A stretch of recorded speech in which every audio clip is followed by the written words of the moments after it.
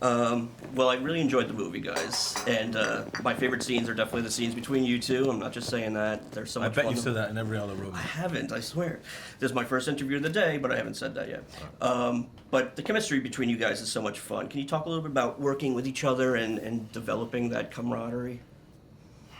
I think, you know, it's always a little bit of a crapshoot, you know, it's sort of a, you know, I think chemistry is a difficult and dangerous thing to try to manufacture. It either has it or, you know, you even innately have it or you don't with somebody. And I think we were just fortunate that we quite liked each other. And, you know, really I think it's mainly Hugh doing all of the work, you know, so I just try to be present and there with him and, you know, throw him the occasional thing if it, you know, I thought it would be helpful, and, you know, that was pretty much the process. I was very lucky. I had an actor who's a brilliant listener, which is very rare, very rare. Actors don't really like listening. It's difficult, and most actors are thinking, when's my line, when's my line? But Charlie's quite cool, partly because he smokes a lot of pot. We'll get to that in a minute. True story. Your character is so much fun to watch, and it looks like you're having a great time doing this. Can you talk a little bit about developing this character and his mannerisms and the way he talks? Well,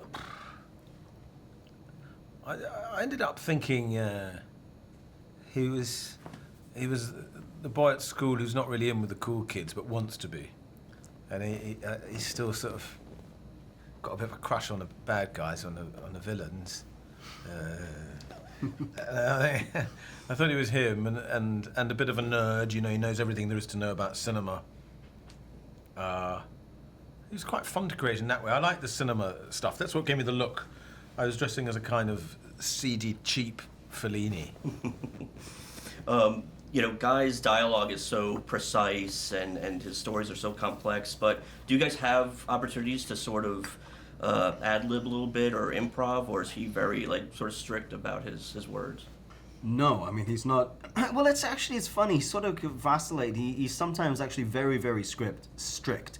If there's a rhythm or a piece of dialogue that he's written that he's in love with. But most of the time, I think one of the huge powers that Guy has is his ability to give a lot of authority or autonomy to the people that he hires. You know, he really encourages not just the actors but every department. You know, he encourages us to sort of go off and you know, and explore and do our best work, and if he feels like it's not quite coming through the Guy Ritchie filter the way he wants it to, then he'll tweak and adjust.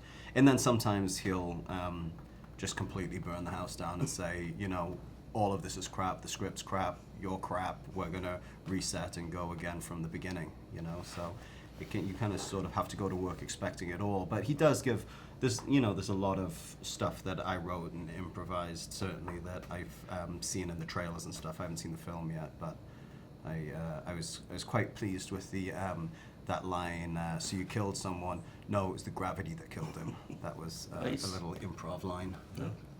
Out of everybody in the cast, who do you think would make the best criminal mastermind?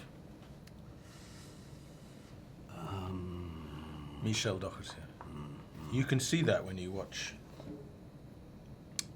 Downton Abbey. Yeah, that's true. You think? Very true. Yeah.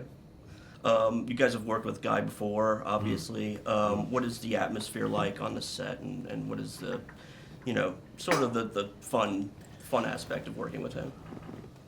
Well, it is quite unusual. He's very in love with his trailer, which is parked just outside the house where you happen to be filming. He spends a lot of time in there. There's a big screen. You think he's probably watching that very carefully.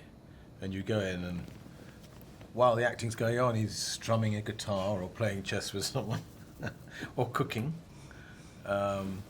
He's got a wood-burning stove inside this trailer made of fiberglass. It must be very unsafe. And a lot of whiskey gets drunk. And yeah, and as Charlie said, it just when you're feeling comfortable, he'll wander onto the set and say, yeah, here's 3 new pages of dialogue. There's only one rule in this jungle. When the lion's hungry, he eats. name is Fahak, but spelled with a PH, so it sounds like Fahak. Please! Kanda Fahak. Please!